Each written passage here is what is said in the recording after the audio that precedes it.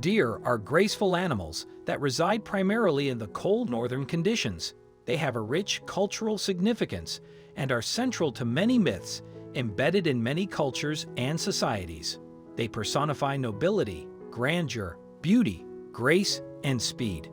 Deer can run up to 30 miles per hour to escape. Bobcats, coyotes, and mountain lions prey on deer. Did you know that there are more than 50 different species of deer in the world? The smallest deer are called water deer and weigh only 10 to 15 kilograms. And the largest are red deer, and their weight can exceed 300 kilograms.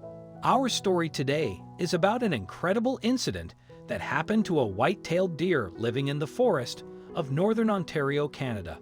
This species owes its name to their tails, which are brown at the upper side and white at the bottom. Winters in Canada can be tough on the deer, as temperatures drop dramatically and food is scarce. But the deer we'll talk about today, a fawn, faced even more problems.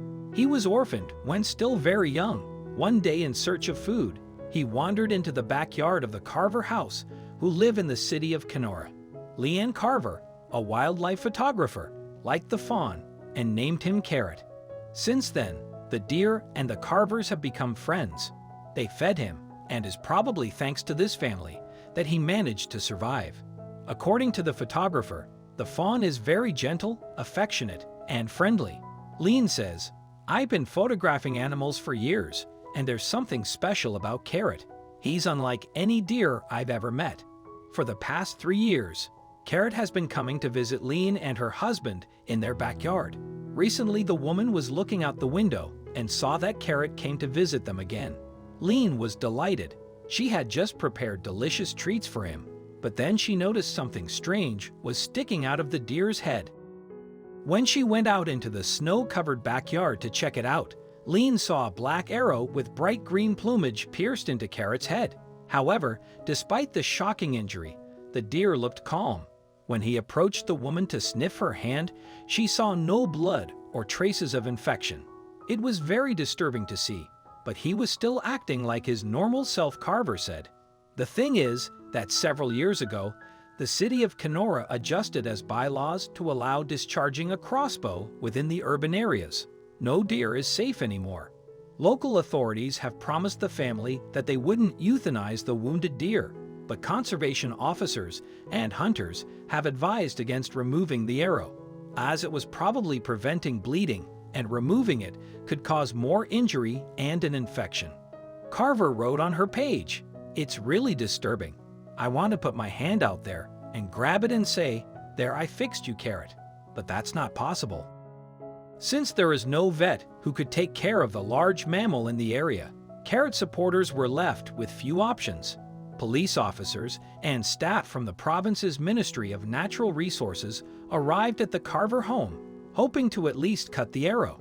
After numerous attempts, they managed to tranquilize the deer and cut off the upper half of the arrow. The Carvers hope the deer won't get any worse because of this.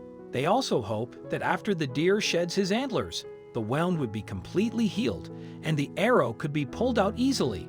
But for now, Carrot is a very unusual deer. Just imagine an animal with an arrow in its head. It looks scary, but the deer's running around, and it doesn't look like he's suffering. Carver started a Facebook page called Carrot the Magic Deer and received messages from supporters around the world. The internet is a place where everybody wants to argue about something, but Carrot seems to be unifying people, Carver said. "It's been so overwhelming to see all of this compassion that's sorely lacking in the world right now. There's so much suffering out there in the world these days, and Carrot's suffering too. But he's become bigger than that. He's given us something to focus on right now and something to love, and that means a lot." Deer is also mentioned in the Bible.